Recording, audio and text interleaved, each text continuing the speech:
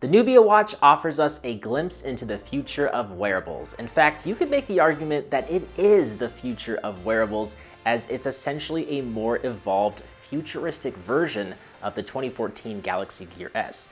You know, that one smartwatch Samsung released with a curved display? What's unique about the Nubia watch is it features a flexible curved AMOLED display that measures in at 4.01 inches long. So it literally wraps around about 180 degrees around your wrist. It's pretty cool, to say the least, that you can flex this display and not really worry about breaking it. With that said, it only flexes with the curve, and so when you try and flex it the opposite direction, you can tell there's a metal frame or something that keeps it from flexing back. Because of this, it may not accommodate very large wrists, so keep that in mind. But it's understandable why they would put this reinforcement there. And for what it's worth, it does feel pretty strong and durable. Now, the Nubia watch, it measures in at 14.2 millimeters thick at its thickest point. So it's definitely not gonna be thin, and it's gonna stand out more than maybe most other smartwatches. For comparison, the Series 5 Apple Watch, it measures in at 10.2 millimeters thick at its thickest point. But, you know, I think it could definitely be worse. There's not a super thick bezel around the display like we've seen in some of the TicWatch Android Wear watches, so I guess that is good. But either way, the display is going to stand out. I think anytime you have a curved display, no matter what the product is, it's going to stand out a bit more than a flat display because it's quite simply newer technology. The Nubia watch's display is made of plastic, and it will be more susceptible to scratches and maybe some scuffs. I haven't been able to really make any marks on it, but I have been fairly careful. And in a way, I kind of consider the plastic display to be a good thing because I cracked my Apple Watch while climbing with it because it uses a glass display. So while I could scratch this one to hell, it's not going to crack and completely ruin the display. So there's pros and cons for sure.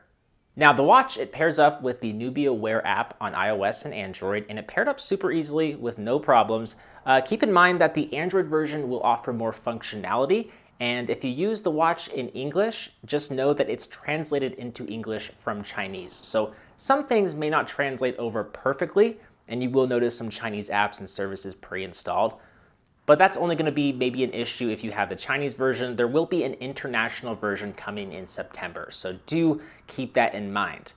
Overall though, functionality is pretty basic. You can view messages and see some notifications, but you can't really respond to them, and some notifications only allow you to view them and really nothing else. And in fact, sometimes you can't even view the full messages if there's like an email or something like that. You can only see the subject line.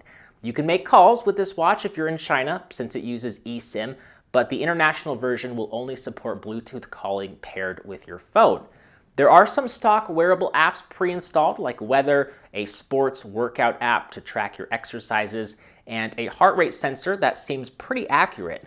And I just gotta say, it's really neat seeing all this information flow around your wrist. I wish we could do more with it because I would like to interact with this watch more instead of just being able to basically glance and look at notifications or look at the time. I really hope Nubia adds more functionality so you can actually interact more with this smartwatch. Now the OS is custom, and while it is only being powered by a Snapdragon 2100 chip with 1 GB of RAM, it runs smooth and quick with no issues with the animations that I saw. There is a pretty decent selection of watch faces, but more would be appreciated, especially ones that take more advantage of this curved display. I want a watch face that packs all sorts of useful information on this display, but there's really not a lot there. Now, battery life in my usage was solid. It lasted me a full day with light to moderate usage. I think because of how limited the functionality is, it doesn't burn through very much juice, so it can stay alive for a fairly long time. And you also do have an AMOLED display that does conserve some battery life.